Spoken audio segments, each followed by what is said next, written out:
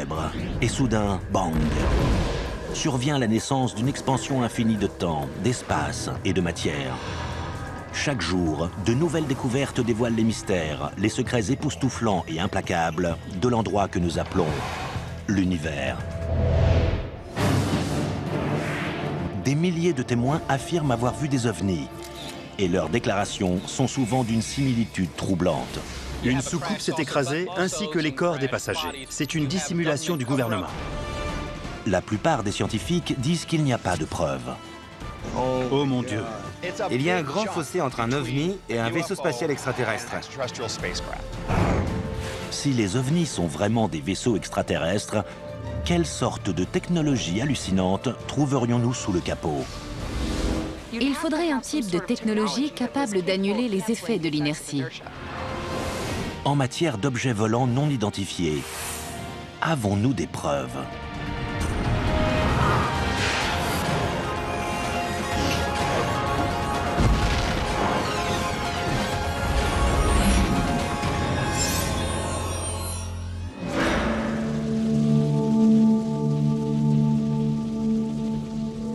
Pour des millions de partisans, tout commence le 24 juin 1947. Un homme d'affaires et pilote vole dans son avion privé près du mont Rainier, dans l'État de Washington. Soudain, il voit un groupe de 9 objets volant à une vitesse incroyable. Ils étaient très réfléchissants. Ils volaient à une vitesse supersonique, en formation, et ils avaient de brusques changements de trajectoire. Cette vitesse était hors d'atteinte à l'époque. C'était avant les réacteurs et les avions supersoniques. Étant un pilote chevronné, il a effectué plusieurs manœuvres pour s'assurer que sa vision était bien réelle, qu'il ne s'agissait pas d'un effet atmosphérique. Il a changé l'inclinaison du nez de son appareil, son angle de vol. Il s'est même positionné de façon à voir ces objets sur le fond blanc de la neige. Et ils étaient d'une couleur sombre. Avant qu'Arnold ne puisse se rapprocher, les objets ont disparu. C'était un fait sans précédent dans les temps modernes. Personne n'avait jamais vu une telle chose. Dans les jours qui suivent, des journalistes déforment les propos d'Arnold, alors qu'il essaie de trouver une explication à cet incident. Il a dit qu'il se déplaçait comme des soucoupes qui ricocheraient sur l'eau. Le journaliste a mal noté les propos et a dit qu'il ressemblait à des soucoupes volantes. Le terme « soucoupe volante » est né. Et l'observation d'Arnold initie le phénomène moderne des ovnis. Des semaines plus tard, durant l'été 1947, probablement le plus célèbre incident parlant d'un objet volant non identifié est signalé près de Roswell, dans le Nouveau-Mexique. Roswell est devenu la tête d'affiche du phénomène des ovnis, car il y a tous les ingrédients nécessaires. Une soucoupe qui s'écrase et aussi les corps des passagers. Une dissimulation du gouvernement. Il y a eu de la désinformation de la part des autorités. Le rapport original de l'armée de l'air à l'époque disait qu'il s'agissait d'une soucoupe volante d'origine extraterrestre. Très rapidement ensuite, il a été démenti et la version officielle a dit qu'il s'agissait en fait d'un ballon-sonde qui s'était écrasé, qu'il n'y avait aucun occupant et qu'il n'y avait rien d'extraterrestre dans cet incident. D'autres témoins prétendent avoir vu de réels débris du vaisseau accidenté, des matériaux qui seraient inconnus de la science. L'observation d'Arnold et l'incident de Roswell ne sont jamais confirmés officiellement et restent tous deux très controversés. Chaque année, il y a en moyenne des milliers d'observations signalées, surtout dans le ciel, d'objets qui sont considérés de nature extraterrestre, de prétendus ovnis. Le NI est important, bien sûr. Il veut dire non identifié. Personnellement, j'ai vu une lumière brillante surgir à l'horizon et filer dans les nuages. Au sens strict du terme, c'était un ovni. Il y a un grand fossé entre un ovni et un vaisseau spatial extraterrestre. Des scientifiques affirment que la plupart des ovnis ont soit une origine terrestre, satellite, ballon et avion, soit une origine cosmique, météorite, comète, voire Vénus, une planète particulièrement brillante. Mais quand une observation d'OVNI n'a aucune explication plausible, pourrait-il s'agir d'un vaisseau extraterrestre? Et si oui, quel genre de technologie expliquerait les comportements décrits par les témoins? Comment serait conçu un tel vaisseau? Et quels problèmes devrait-il surmonter? Les comportements des ovnis décrits par certains rapports dépassent nos connaissances actuelles en physique. Vitesse vertigineuse, accélération extrême, brusque changement de direction, des choses impossibles à faire pour nous sans causer des blessures mortelles aux pilotes ou la destruction du vaisseau. Des témoignages d'accélération hyper rapide, de virage à la vitesse de l'éclair et d'arrêt brusque semblent violer des lois connues de la physique. Les extraterrestres auraient-ils trouvé un moyen de contourner ces lois? Nous devons considérer ici le principe d'inertie. Ce principe, tout d'abord énoncé par Isaac Newton, dit que tout objet immobile ou en mouvement rectiligne uniforme garde son état tant qu'il est soumis à des forces qui se compensent. Alors, pour générer ce genre de changement d'inertie impensable, il faudrait soumettre un objet à une force colossale. Suivant cette logique, un pilote de chasse avoisinant la vitesse de la lumière et essayant de virer à 90 degrés à cette même vitesse encaisserait une force équivalente à 300 G. Le maximum qu'un pilote humain vêtu d'une combinaison pressurisée peut encaisser sans s'évanouir est de 10 G environ. Si sa physiologie était vaguement semblable à celle des humains, un pilote extraterrestre encaissant 300 G périrait sur le champ. Ses organes internes continueraient d'avancer et s'écraseraient sur son squelette. S'ils étaient nos semblables, ils s'injecteraient sans doute un fluide à effet corporel interne afin de régler le problème des organes se déplaçant dans le corps. Et cela pour éviter, tout en étant bien sanglés et bien protégés, toute blessure interne durant les phases d'accélération et de décélération. Pour annuler réellement les effets de l'inertie sur le vaisseau, les pilotes devraient avoir recours à une technologie inaccessible à notre science moderne. Afin d'annuler les effets d'un virage à 300 G et de ne pas être broyé par la force intense, il faudrait disposer d'une sorte de technologie ou d'appareil capable d'annuler les effets de l'inertie. Cet appareil devrait manipuler la gravité, recourir à une sorte de champ de force pour compenser les forces gravitationnelles qui régissent l'univers tout entier. Cet appareil, on pourrait l'activer et le désactiver manuellement, ou il s'activerait et se désactiverait automatiquement. C'est une technologie très avancée qui n'est pas envisageable pour nous. Mais si la science ne peut pas encore expliquer comment ces vaisseaux surmonteraient le problème mortel de l'inertie, peut-elle nous aider à expliquer leur forme? Surtout la plus célèbre de toutes, la soucoupe volante. À la fin des années 1950, l'armée de l'air américaine teste l'Avrocar. Mais ce prototype a d'énormes problèmes de stabilité. Son aérodynamique offre peu d'avantages. Et il prouve qu'un vaisseau en forme de soucoupe ne peut pas atteindre de grandes vitesses dans l'atmosphère de la Terre. L'aile Delta est de très loin une bien meilleure candidate. Un fait bien connu des concepteurs d'avions de chasse modernes. En fait, les observations d'OVNI décrivant des vaisseaux de forme triangulaire ont augmenté au cours des dernières décennies. Une tendance qui reflète l'émergence des chasseurs à voilure variable et même des ailes volantes, comme le bombardier furtif B-2 Spirit. Les formes observées ont changé au fil des ans, les plus récentes étant le plus souvent triangulaires. Alors, les récits des gens ont réellement tendance à refléter les avions les plus avancés de l'époque. Au-delà du mouvement et de la forme, toute tentative d'explication de la science des ovnis doit prendre en compte le facteur bruit, ou plutôt l'absence de bruit. Les rapports sur les ovnis prétendent constamment qu'ils se déplacent sans faire le moindre bruit. Dans presque toutes ces observations, c'est une règle, il n'y a aucun bruit. Bruit que l'on devrait entendre pour tout engin volant à grande vitesse dans l'atmosphère de la Terre. Ce qu'il se passe, c'est qu'il y a ce qui s'appelle un bang supersonique. C'est une onde de choc spéciale qui se propage dans l'atmosphère et qui s'écoule derrière l'avion. Quand on est au sol, on entend cet énorme bang supersonique qui résulte de la différence de pression entre l'avant et l'arrière de l'appareil, tandis qu'il vole dans l'atmosphère. Un vaisseau alien pourrait-il, d'une façon ou d'une autre, annuler l'énorme onde de choc que génère une vitesse supersonique? La réponse réside peut-être dans la technologie en œuvre dans la dernière génération de casques audio à réducteur de bruit intégré. Il existe une technologie de réduction de bruit. On choisit un bruit nuisible que l'on souhaite ne pas entendre et on produit un signal artificiel inverse qui l'annule. Je ne connais aucune technologie capable de faire cela avec des ondes de choc. Annuler l'effet d'un bang supersonique qui déchire les tympans et secoue le corps demanderait sans doute une technologie très avancée.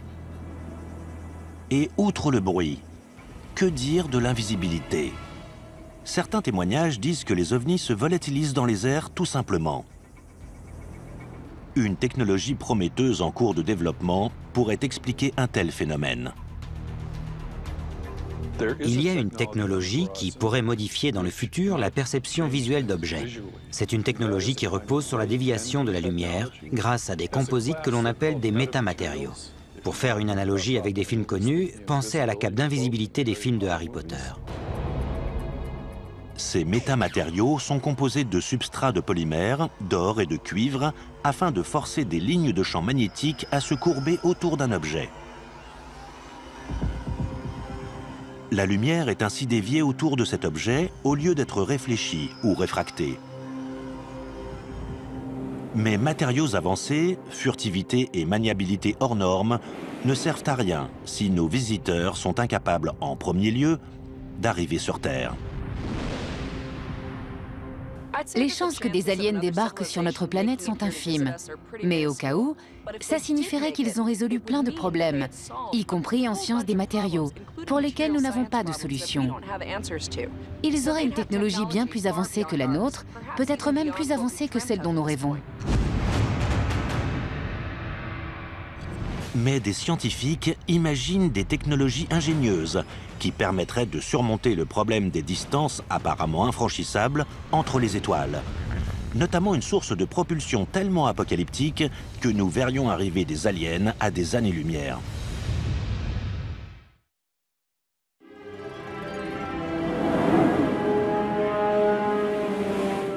Depuis des décennies, d'innombrables observations d'ovnis sont signalées dans les villes et les pays du monde entier. Mais ces observations ne proviennent pas toutes de la surface de la planète.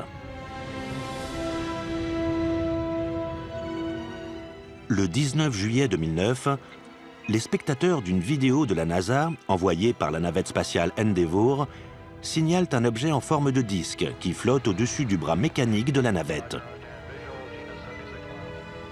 Des observations d'ovnis comme celle-ci se sont soi-disant produites dans l'espace à travers l'histoire de la conquête spatiale. S'agit-il d'un phénomène cosmique inconnu? Ou cela suggère-t-il la possibilité que d'immenses vaisseaux spatiaux extraterrestres croisent dans la Voie lactée? Le voyage à travers les étoiles, c'est un des fondements de la science-fiction, non? On le voit dans les séries télévisées, dans les films, mais pourrions-nous le faire? Ou des aliens pourraient-ils le faire? Les distances entre les étoiles sont vraiment gigantesques.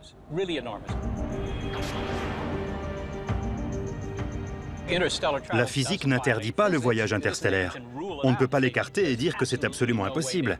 C'est juste que c'est très, très difficile. Parcourir la distance séparant la Terre et Alpha Centauri, notre étoile voisine la plus proche à près de 4,5 années-lumière, n'est pas à la portée de nos fusées les plus puissantes. Si des aliens d'un lointain système stellaire arrivaient sur Terre, nous pouvons exclure le fait qu'ils voyageraient dans des fusées chimiques. Malgré l'impressionnante colonne de feu et de fumée que l'on voit au décollage d'Apollo, ces fusées-là ne vous emmènent pas bien loin dans le système solaire. Pour vous donner une idée de ce que représente une telle distance, notre sonde spatiale la plus éloignée de la Terre est Voyager 1, lancée en 1977. Elle vole depuis 37 ans à plus de 61 000 km/h et vient tout juste de quitter le système solaire. Si sa destination était Alpha Centauri, il lui faudrait 56 000 ans pour atteindre le système stellaire le plus proche. Pour se lancer dans des missions interstellaires d'une durée s'accordant à l'échelle de la vie humaine, environ 50 ans, il nous faudrait multiplier notre vitesse de déplacement par au moins un facteur 1000. Des scientifiques ont calculé la vitesse étourdissante de la lumière, près de 300 000 km/s. Un vaisseau spatial parcourant la galaxie devrait atteindre un pourcentage significatif de cette vitesse, même pour rejoindre l'étoile la plus proche. Le plus gros obstacle est le poids. Une fusée à propulsion chimique s'accompagne d'un énorme excédent de poids, car elle doit embarquer tout le carburant nécessaire à son périple. Nous avons calculé que pour atteindre seulement 6% de la vitesse de la lumière avec une fusée chimique, il faudrait une masse de carburant plus élevée que la masse totale de l'univers. Nous savons donc qu'il est absolument impossible d'atteindre une autre étoile avec une fusée chimique. Si des extraterrestres nous rendent réellement visite, ils ont résolu ce problème au niveau de leur vaisseau. En 2011, NanoSail D2, satellite en orbite de la NASA, déploie pour la première fois une voile solaire dans l'espace. La voile ultra-fine de 10 mètres carrés utilise la lumière du soleil ou la pression des photons comme moyen de propulsion. Une des limites immuables de la propulsion d'une fusée, c'est qu'elle doit embarquer son carburant. Une voile solaire peut profiter des ressources dispersées naturellement, c'est-à-dire des photons émis par le soleil qui peuvent servir à la propulser. De la même manière, un deltaplane peut voler son carburant ni moteur, simplement en tirant avantage des ressources naturelles de l'environnement, à savoir l'atmosphère et les lois de l'aérodynamique.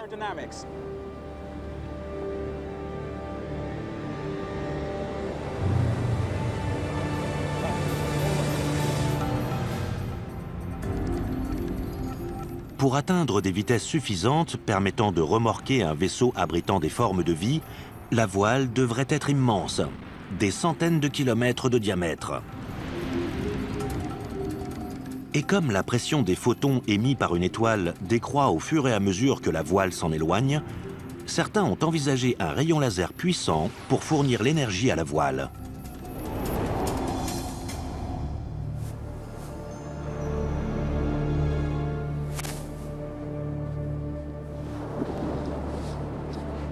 Hélas, ce deltaplane, comme tous les deltaplanes, doit à un moment ou un autre se poser.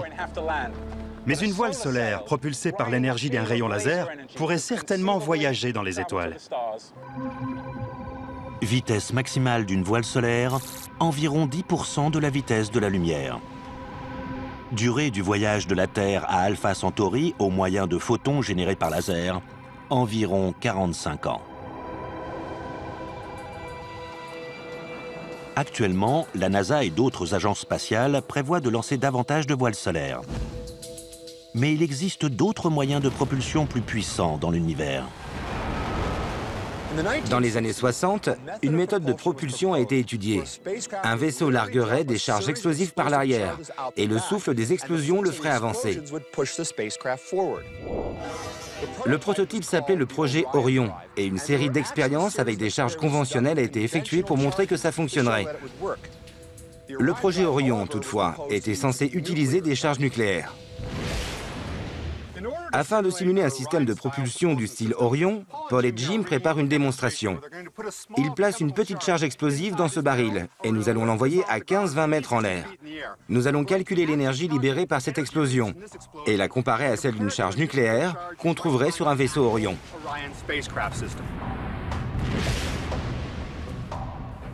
Notre simulation de vaisseau spatial Orion est prête.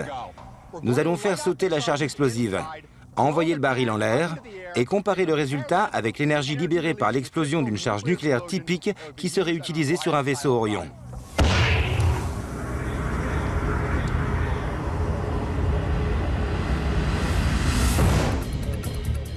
Le vaisseau spatial Orion, étudié à Los Alamos à la fin des années 1950, propose la fission nucléaire comme moyen de propulsion. La fission se produit lorsque le noyau d'un atome se divise en plusieurs nucléides, ce qui se traduit par l'émission de neutrons et le dégagement d'une énorme quantité d'énergie sous forme de rayons gamma.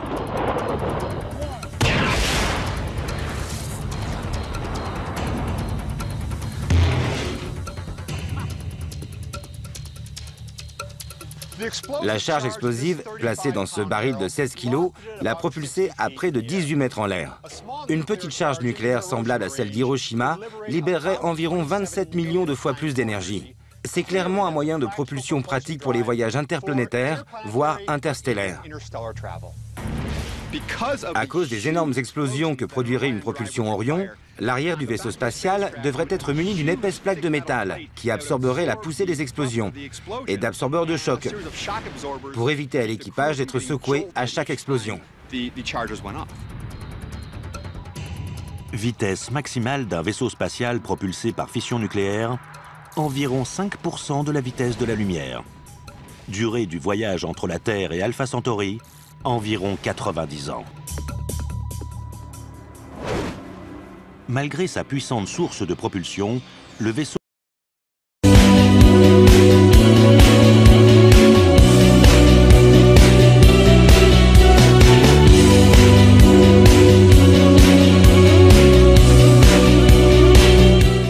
à fission est finalement plus lent que la voile solaire. Accélérer cette vitesse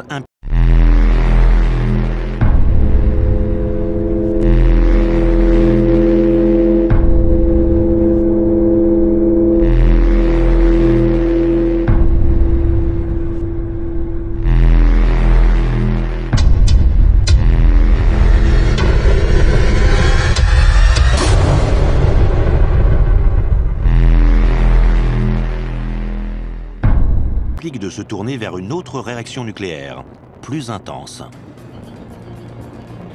La fission nucléaire est bien connue et bien maîtrisée. Nous l'avons utilisée pendant longtemps pour produire de l'énergie. Mais il y a une autre source d'énergie, la fusion nucléaire.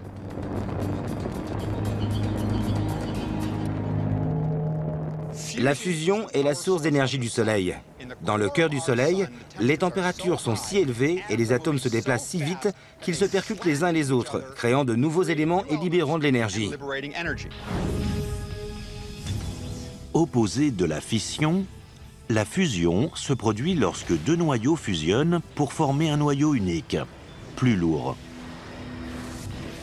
Il en résulte une énorme libération d'énergie.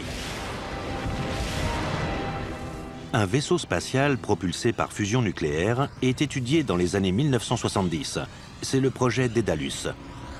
Sa mission est d'atteindre l'étoile de Barnard, distante de 5,9 années-lumière.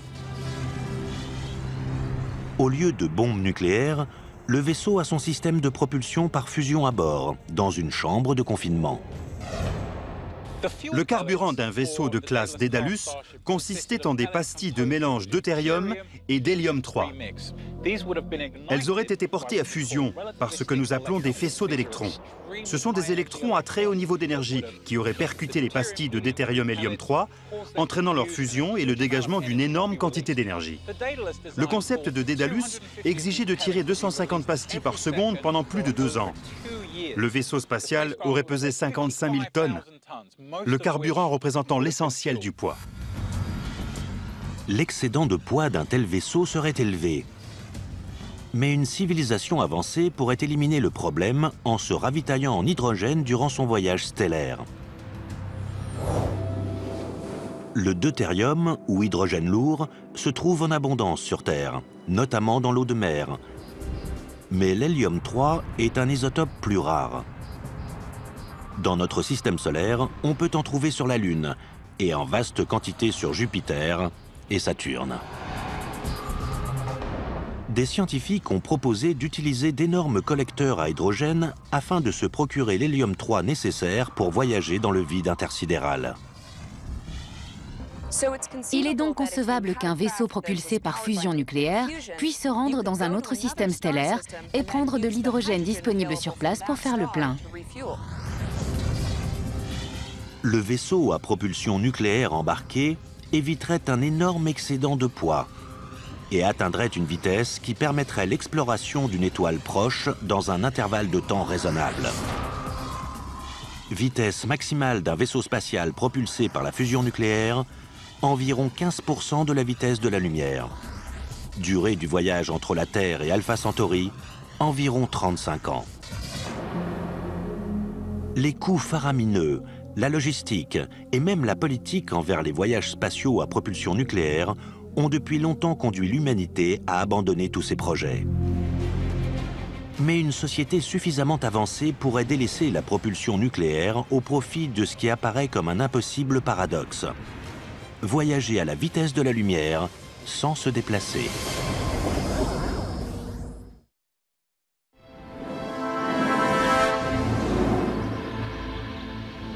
Les ovnis peuvent-ils atteindre les vitesses vertigineuses requises pour les voyages interstellaires? Une réponse potentielle était peut-être enfouie à 9 mètres sous terre, au cœur de l'Amérique. Au Tevatron, accélérateur de particules du Fermilab, aux abords de Chicago, dans l'Illinois. Filant presque à la vitesse de la lumière, des protons et des antiprotons étaient envoyés dans des directions opposées. Ils se heurtaient dans des collisions libérant d'énormes quantités d'énergie. L'impact produisait un rayonnement gamma, la plus puissante source d'énergie connue dans l'univers et la clé potentielle du voyage interstellaire. Le meilleur moyen de fabriquer de l'antimatière sur Terre est probablement d'employer la plus célèbre équation d'Einstein, E égale mc2, qui nous indique qu'avec une certaine quantité de matière, nous pouvons obtenir de l'énergie. C'est une grande idée, car elle est d'une efficacité incroyable. En gros, on prend toute la masse de ces particules et on la convertit en énergie. Mais comment l'antimatière peut-elle exister dans l'univers si elle doit être fabriquée artificiellement? C'est ce que nous demande Stephen H. de Philadelphie dans Questions sur l'univers. L'antimatière existe-t-elle? Et comment faire pour en obtenir? Stéphane, l'antimatière existe réellement. Et quand elle entre en contact avec la matière normale, ça produit une explosion et une émission de radiation magnétique. Nous pouvons produire de faibles quantités d'antimatière en laboratoire, ou nous pouvons aussi en collecter dans l'espace. Certains rayons cosmiques qui sont chargés, des particules à haut niveau d'énergie venant de l'espace, sont en fait de l'antimatière. Actuellement, les accélérateurs de particules constituent le seul moyen pratique de produire de l'antimatière. Ils en produisent de très faibles quantités. Si nous pouvions trouver un moyen de produire et stocker assez d'antimatière, nous aurions un carburant qui peut être stocké et qui, mélangé à de la matière ordinaire, libérerait une énorme quantité d'énergie à une cadence bien plus élevée que la fission ou la fusion. Comme nous savons que l'antimatière existe, et comme nous savons qu'elle peut être produite et stockée, il est concevable qu'une civilisation avancée puisse produire assez d'antimatière et maîtriser son pouvoir pour créer une fusée propulsée à l'antimatière. Un vaisseau propulsé par antimatière atteindrait des vitesses incroyables, juste en deçà de la vitesse de la lumière, rivalisant presque avec le rayonnement d'une étoile à travers la galaxie. Durée du voyage entre la Terre et Alpha Centauri, distante de 4,5 années-lumière, environ 5 ans. Sur le plan humain, produire assez de particules d'antimatière pour propulser un tel vaisseau spatial aurait un coût astronomique. Il serait peut-être abordable pour des aliens, mais le prix à payer pour ce vaisseau serait effroyable. Les rayons gamma générés par la propulsion à antimatière sont extrêmement dangereux. Ils pourraient détruire la structure cellulaire de tout être vivant à bord. Le vaisseau devrait comporter un mécanisme de protection évolué pour garder l'équipage en vie. Et à des vitesses aussi grandes, il existe des menaces destructrices dans l'univers. L'espace est plutôt vide, mais si on se déplaçait à une vitesse approchant celle de la lumière, il faudrait un genre de bouclier de protection très efficace pour se protéger des particules de poussière qui risqueraient d'anéantir un vaisseau allant aussi vite. Mais si les débris de l'espace sont aussi dangereux, pourquoi ne pas les éviter complètement? La solution devrait être familière aux fans de Star Trek. à savoir un vaisseau spatial atteignant la vitesse de la lumière sans même se déplacer. En fait, il faudrait créer ce que l'on appelle une bulle de distorsion. Le nom sort tout droit de la science-fiction.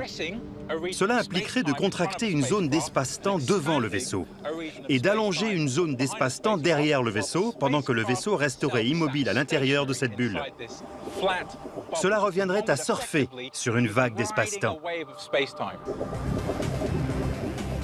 Une propulsion par distorsion s'apparente à de la pure science-fiction.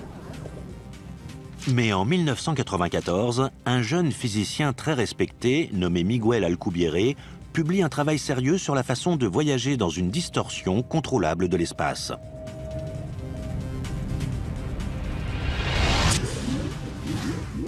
La solution du voyage dans une bulle de distorsion d'Alcubierre se heurte à de sérieux obstacles. Le plus gros s'appelle l'énergie sombre, un phénomène cosmique reconnu en 2011 lorsque 3 scientifiques remportent le prix Nobel pour avoir prouvé son existence. L'explication la plus simple proposée pour le phénomène de l'énergie sombre, c'est que l'univers a la propriété intrinsèque d'être en expansion. Nous pouvons le constater en regardant des parties de l'univers qui s'éloignent et voir que l'énergie sombre est responsable de l'accélération de cette expansion. Mais ce n'est pas une source d'énergie que l'on peut conserver, comme l'énergie solaire ou d'autres types d'énergie. Et donc, il n'est pas inconcevable. Il entre dans le domaine du possible qu'une civilisation avancée existant quelque part dans l'univers ait appris comment maîtriser l'énergie sombre pour créer une forme insolite de propulsion. Un autre obstacle empêche la propulsion par distorsion. Le seul moyen connu de faire avancer un vaisseau spatial dans une bulle de distorsion exigerait de contrôler l'énergie intense d'un trou noir. Pour vous dire simplement, il faudrait arriver à obtenir un peu de matière très concentrée, extrêmement concentrée, à un niveau qui créerait un trou noir. Si on peut générer un trou noir à petite échelle, pour ainsi dire, on pourrait le placer devant le vaisseau et utiliser la distorsion qu'il produirait pour, en quelque sorte, tracter le vaisseau. Et à quelle vitesse exactement la distorsion propulserait-elle un vaisseau extraterrestre? Le travail d'Alcubierre implique clairement qu'il serait possible, si on arrive à concevoir cette propulsion à distorsion, d'atteindre la vitesse de la lumière, voire plusieurs fois la vitesse de la lumière. Durée du voyage entre la Terre et Alpha Centauri à bord d'un vaisseau filant à la vitesse de la lumière dans une bulle de distorsion, environ 4 ans et demi ou moins, si l'équipage ne finit pas carbonisé avant. Un problème avec la propulsion d'Alcubierre, c'est que dans la bulle de distorsion, les températures seraient plus élevées qu'au cœur du Soleil. Ça fait chaud. Juste un dernier petit problème à régler pour avoir une chance d'arriver sur Terre. Qu'adviendrait-il si un tel vaisseau spatial alien pénétrait dans l'atmosphère terrestre dans une bulle de distorsion et tracté par un trou noir? Ce ne serait sans doute pas la première observation d'ovnis de masse, mais probablement la dernière. « 13 mars 1997. Des milliers de personnes voient un phénomène optique qui dérive dans le ciel d'Arizona. Des rapports qui signalent des lumières formant différents schémas géométriques à flux, ainsi que de nombreuses observations, au-dessus de Phoenix, d'un vaisseau de plus d'1 kilomètre de large, dont les lumières clignotent selon une séquence précise. Pour expliquer les événements de ce soir-là, les lumières dans le ciel de Phoenix étaient certainement des leurres thermiques, larguées par un avion de l'armée, associées à la propension humaine à imaginer une forme qui les relie. C'est l'explication la plus plausible des lumières de Phoenix. Beaucoup pensent que l'incident des lumières de Phoenix est la preuve tangible qu'un immense vaisseau extraterrestre est arrivé. Certains l'appellent même un vaisseau-mère. Le rôle d'un vaisseau-mère alien est fondamental dans les théories de visiteurs extraterrestres. C'est le seul moyen de parcourir les vastes distances de l'espace interstellaire. Je pense que le terme vaisseau-mère est apparu presque en même temps que le terme soucoupe volante. Il illustre la notion universelle voulant qu'on ne puisse pas voyager dans les étoiles avec un vaisseau à taille humaine. Il faut disposer d'un vaisseau gigantesque. Une analogie terrestre pertinente avec un vaisseau-mère, c'est le porte-avions. Un porte-avions parcourt de grandes distances sur l'océan, mais son rôle est de transporter des avions qui peuvent décoller et s'engager dans toute mission qui leur est assignée. Si le voyage vers la Terre est long, de l'ordre de plusieurs siècles ou millénaires, le vaisseau-mère serait bien plus qu'un simple transporteur. Il y a le vaisseau générationnel, ou arche spatiale, qui est un vaisseau géant, pour l'essentiel une sorte d'écosystème dans lequel des générations de passagers naissent, vieillissent et meurent durant le long voyage qu'il faut au vaisseau pour atteindre sa destination. Peut-être qu'avec une technologie comme la biostase, des passagers biologiques aliens pourraient être mis en sommeil et réveillés au terme du long voyage. Survivre à un tel périple signifierait aussi survivre à l'énergie destructrice propulsant le vaisseau. Solution logique de conception, un vaisseau-mère en forme de cigare est la description précise que donnent la plupart des gens signalant un ovni. Avec n'importe quel système de propulsion avancé, on voudrait placer l'équipage le plus loin possible du moteur à énergie. Une conception possible serait une forme très allongée et très fine, le moteur situé à une extrémité du vaisseau, et un ensemble de poutres le reliant au quartier de l'équipage le plus loin possible, afin d'éviter des lésions liées aux neutrons à haut niveau d'énergie, aux rayons X ou aux rayons gamma du système de propulsion. Si une telle arche spatiale était en réalité venue sur Terre, nous en aurions la preuve accablante et irréfutable. Ces technologies insolites de propulsion ont toutes une chose en commun. Elles irradient d'énormes quantités d'énergie. Et donc nous verrions arriver un vaisseau, comme un phare sur la côte, à des années-lumière parfois. L'émission concentrée de rayons X, de rayons gamma ou de particules subatomiques serait suspecte, car nous ne voyons pas cela dans notre environnement dans des circonstances normales. Au-delà de la preuve visuelle évidente, l'effet physique d'un vaisseau-mère s'approchant aussi près de la Terre pourrait prendre la forme d'une terrifiante apocalypse. Si pour une raison quelconque, cette technologie ou ces extraterrestres ne pouvaient éteindre le moteur, ce serait catastrophique pour la vie sur Terre, car nous serions bombardés de neutrons à haut niveau d'énergie, de rayons X et de rayons gamma. S'il s'agit d'une version de la propulsion à distorsion, alors nous parlons de distorsion de l'espace-temps. Et mieux vaudrait ne pas trop s'approcher d'une énorme masse, y compris d'une planète. Des scénarios aussi catastrophiques sous-entendraient que des visiteurs aliens sont prêts à risquer leur vie dans un voyage interstellaire. Mais il y a peut-être un meilleur moyen.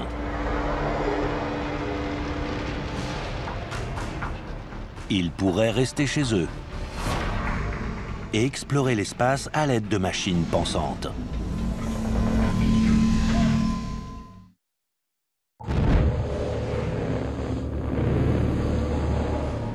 Pour beaucoup d'ardents partisans du phénomène des ovnis, l'événement de Roswell au Nouveau-Mexique durant l'été 1947 est une rencontre extraterrestre primordiale dans l'histoire humaine.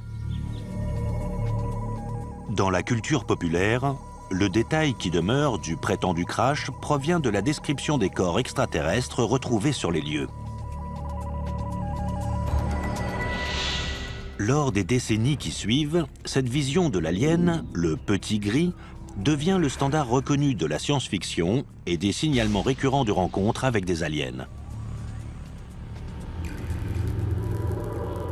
La tête démesurée explique peut-être un trait attendu de la biologie alienne, une intelligence supérieure. Le crâne plus grand renfermerait un cerveau plus gros et plus évolué que le nôtre. Maîtriser les énormes épreuves du voyage interstellaire demande certainement une intelligence supérieure. Mais cela exige-t-il autre chose que n'ont pas les organismes biologiques? Un domaine où la science-fiction fait peut-être une grosse erreur, c'est d'imaginer que les aliens sont biologiques, qu'ils sont des êtres vivants. Je pense que les possibilités concernant les types d'organismes qui pourraient voyager dans les étoiles sont très ouvertes. Une possibilité, qui apparaît parfois en science-fiction, est celle de machines intelligentes. Selon une récente équation appelée la loi de Moore, le nombre de transistors dans un microprocesseur double tous les 18 mois, ce qui signifie que les ordinateurs sont 2 fois plus rapides. Cette tendance dure depuis plus d'un demi-siècle et devrait se poursuivre jusqu'en 2020 ou au-delà. L'explosion exponentielle de la vitesse d'exécution des ordinateurs ouvre la porte à un cliché de la science-fiction, l'intelligence artificielle.